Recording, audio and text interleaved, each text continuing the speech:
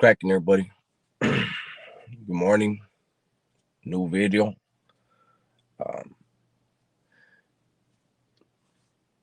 Today is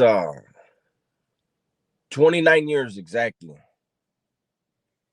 from the day that I got arrested for my murder, June 29th, 1993.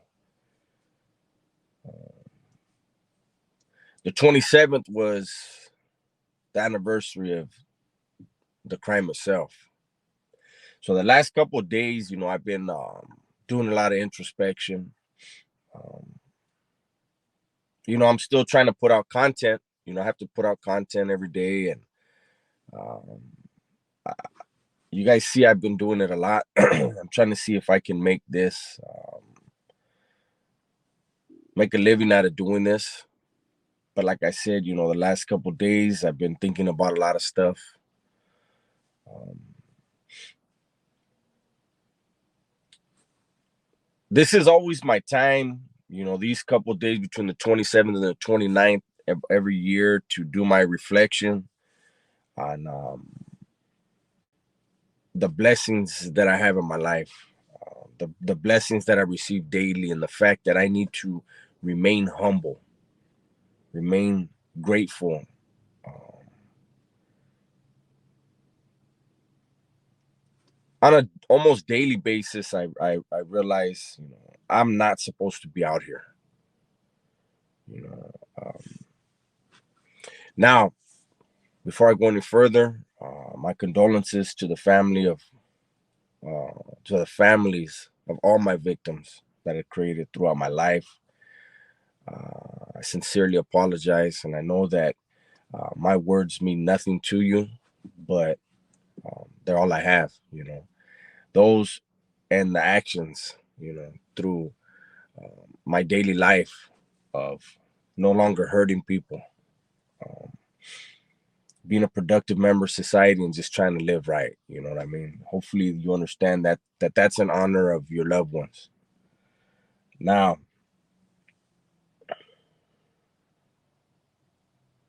something I've been thinking about these last few days that it's actually a trip, man. It's another one of the blessings that I think a lot of people started to take for granted on the inside, and even those lifers that got out took for granted.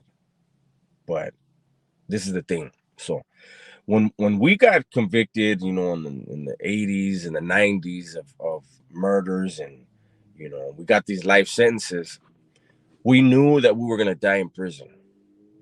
We didn't know if it was going to be on the yard, in a building, in a cell, but it didn't matter. We were going to die in prison. There was no question about it, right? We had a governor for a while there that said straight out, the only way a killer is going to ever walk out of a California prison. No, take that back. He said the only way a killer is ever going to get out of a California prison is in a box. And people lived their lives accordingly behind those walls. There was no incentive to program. There were no programs, period. It was go out to the yard, get your bang on. You know what I mean? Sell dope, do whatever you're gonna do, but nothing to give men hope. And so they thrived in misery and hatred. Um, then SB 260 passed, Senate Bill 260 passed, right? And that made it to where if you were under the age of 18 when you committed your murder or your life offense, um, you had to be evaluated differently because your mind had not fully developed. Your brain had not fully developed. Your cognitive skills scientifically had not fully developed. You were impulsive. You were still childlike in a lot of your decision making. That opened the door for thousands of men and probably women, but I never know their side, so I would say men. That opened the door for thousands of men to be granted parole, right? And then after that, they enacted Senate Bill 261, which was if you were under the age of 21, you would have to receive the same considerations as SB 260. I fell under SB 261 because I had just turned 19 when I caught my case. That opened the door for me and thousands of other lifers. Then a few years after that, another Senate bill came out. I don't know the name of it. I'm guessing it's 262. I don't know. But that made it to where if you were under the age of 25, you had to receive the same considerations as 260. And again, thousands and thousands of men have gotten out. I'm going to go ahead and guess 10,000 dudes that had life got out behind these Senate bills, right? The recidivism rate for those individuals is less than 1%. You know, these men got out and have been productive members of society, have given back almost all. When we get out, we do something with the youth, or we go to a college, we discuss. There's a lot of things we do. We're on fire to try to give back. Reality is that we have to work. Again, that's why I started my channel. It's basically like my therapy. It's my way to give back.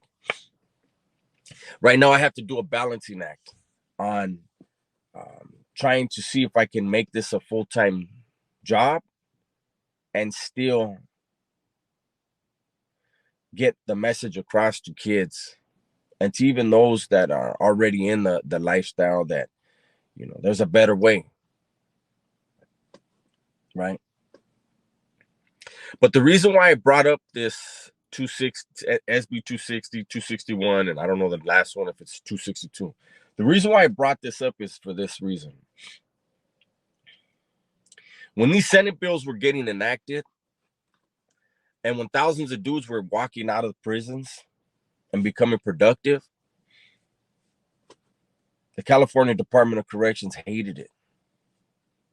Imagine, I was 19 years old when I went to prison. I was never supposed to get out. I was job security. I was the greatest job security any job could have. I was supposed to die of old age or get killed in there. Whatever came first, right? They knew that I was going to lock a bunk in for them for a minimum of 20 to 30 years, minimum, right? And there were thousands of other people, young men, 18, 17, 16-year-olds, that were getting broken off the same thing: 75 to life, 100 to life, 20 to life, 25 to life, 35 to life, whatever it was a life sentence. And the CDC was overjoyed because they knew that every one of those thousands of guys was going to give them a minimum of 20 to 30 years to take a bed for them so that they get their job security. And then the CDC does their thing where they play the game, where they instigate stuff in there. And then guys that didn't come in with life sentences pick up a life sentence. So there's another 20 or 30 years. But like I said, when the Senate bills got enacted and they saw thousands of guys that they had banked on another 20, 30 years out of, they saw them leaving prison, they hated it.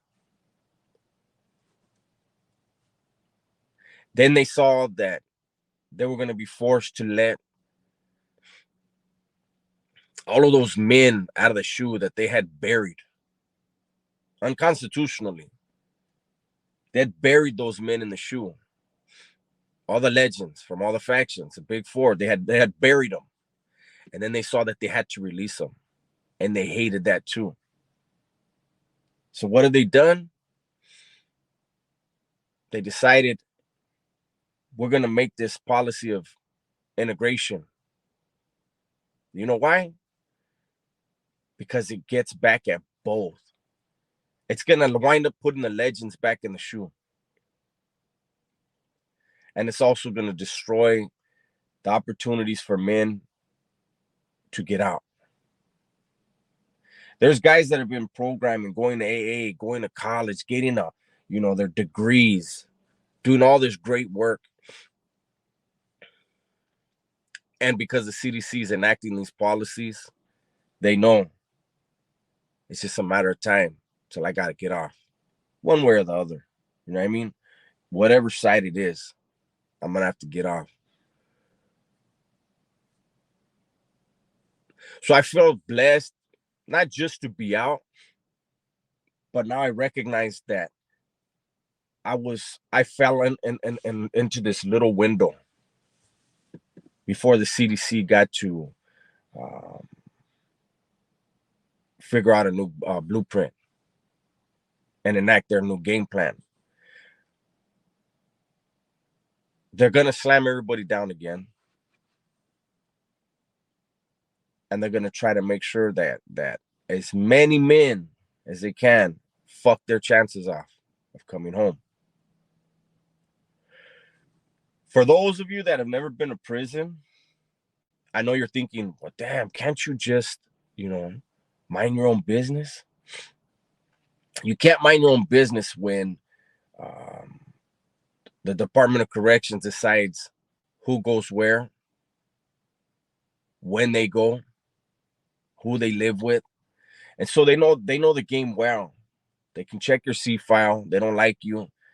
They can put you where they know he's going to get off. And even if you're defending yourself, that don't count.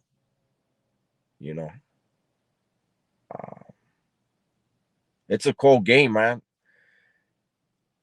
I don't know what can be done to stop what they're doing. I made other videos talking about it, protesting at the prison, but more than anything, get a hold of your city councilman, your state assemblyman, and let them know, I will not reelect you. I will not vote to reelect you if this stuff doesn't change in the CDC. Something has to change. They need to stop doing what they're doing. Because I'm telling you, they're pissed that the big four are on the yards, and they're pissed that people are going home. And they're going to stop both. They're going to slam everybody back down. In the process, they're going to shoot the people they don't like. It's a cold game they play, man. But so that's been on my mind. My boss is already here, so I got to go in. Again, I know this is not one of those videos that will do well, but it does my heart well. And for those of you that have family members on the inside, I'm sorry. I don't mean to bust your bubble. Instead, I'm hoping to motivate you to make those phone calls I had just mentioned. Contact those people. Get other people in your family to do the same thing. We have more power out here than they do in there. They have power to do what they do within those walls, but we're the ones that can contact the policymakers. That's how you enact real change from out here, all right? So I got to go. I got to get to work. I got to make this money. I got to get my grind on.